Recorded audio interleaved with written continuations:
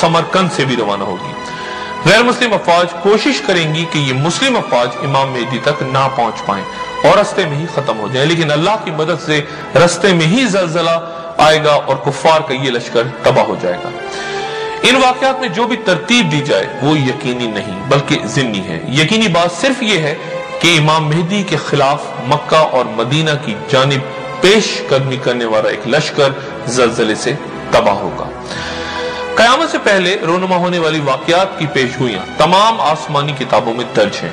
यहूदियों की मौजूदा किताबों में भी, ईसाइयों की मुरव्विजा अंजीलों में भी, कुरान करीम और हुजूर सल्लल्लाहु अलैहि वसल्लम की अहादीस में भी, और बाज मशरिकी मज़ाहिब मसलन बुद्ध मत के बाज अक़वाल में भी तफसीली हालात का जिक्र मौजूद है।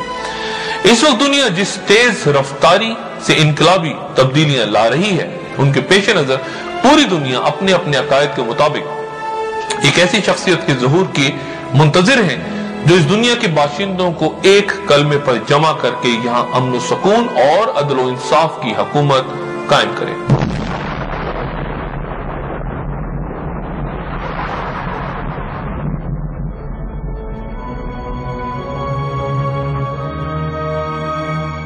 अस्सलाम वालेकुम।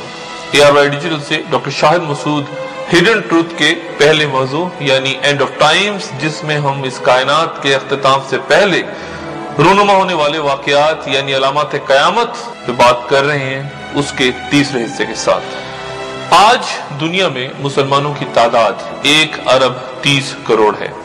56 इस्लामी ममालिक कुदरती ज़खायर के हिसाब से मिसाली इलाका है। यहाँ ना अफरादी कुव्वत की कमी है और ना ही वसाइल की। फिर मुसलमान आज दुनिया में ज़लील ख्वार क्यों हो रहा है?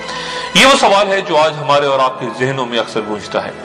हुजूर सल्लल्लाहु अलैहि वसल्लम ने आज से 1400 साल पहले इस सवाल का जवाब एक ऐसी हदीस में दिया था कि अगर आप सल्लल्लाहु अलैहि वसल्लम आने वाले जमानों के बारे में कोई और पेशगोई ना भी फरमाते तो तन्हा ये हदीस खातिबुन नबीन सल्लल्लाहु अलैहि वसल्लम की हक व सदाकत की गवाही देने को काफी थी। हजरत सोबान रजी अल्लाह ताला अन्हु से रवायत है कि रसूलुल्लाह सल्लल्लाहु अलैहि वसल्लम ने फरमाया कि करीब है कि तुम पर दुनिया की अक़वाम चढ़ आएंगी और इस तरह एक दूसरे को दावत देंगी जिस तरह प्याले पर यानी खाने पर दावत दी जाती है। एक सहाबी ने दरियाफ्त किया कि या रसूल अल्लाह, क्या हम उस जमाने में बहुत कम होंगे?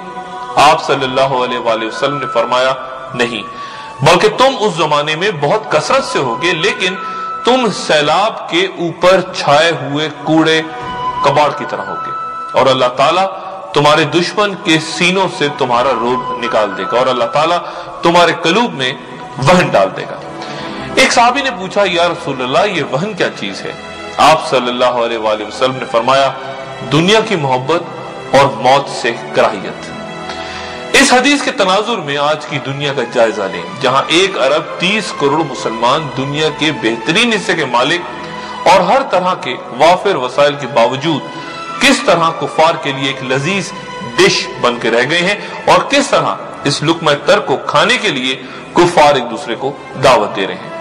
अफगानिस्तान और इराक के बाद दस्तरख्वान पर सजे दीगर मुसलमान ममालिक की डिशों पर उनकी नजरें जमी हैं और हमारा हाल हदीस के ऐन मुताबिक सैलाब के पानी की सतह पर करोड़ों तिनकों जैसा है जो बहते चले आ रहे हैं, लेकिन बड़ी तादाद में होने के बावजूद उनमें कोई ताकत नहीं होती और सैलाब का पानी जहां चाहे उन्हें फेंक देता है। जिस उम्मत मुस्लिमा की हैबत और रोब से पहाड़ राई बन जाया करते थे, आज कुफर की दुनिया के मंसूबा साज जब इस उम्मत का जिक्र करते हैं तो उनका लहजा ऐसा होता है जैसे वो मक्खी और मच्छरों की बात कर रहे हैं।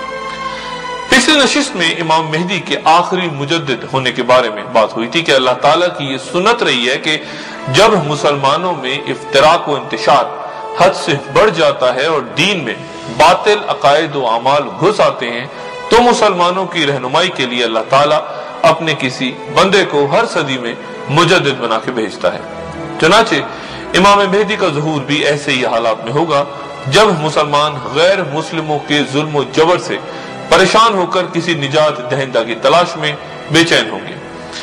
यह भी जिक्र हुआ था पिछली महफिल में कि हर मजदून की जंग के बाद जिसमें मुसलमान और अहले रोम यानी ईसाई यानी यूरोप और अमेरिका वगैरह मिलकर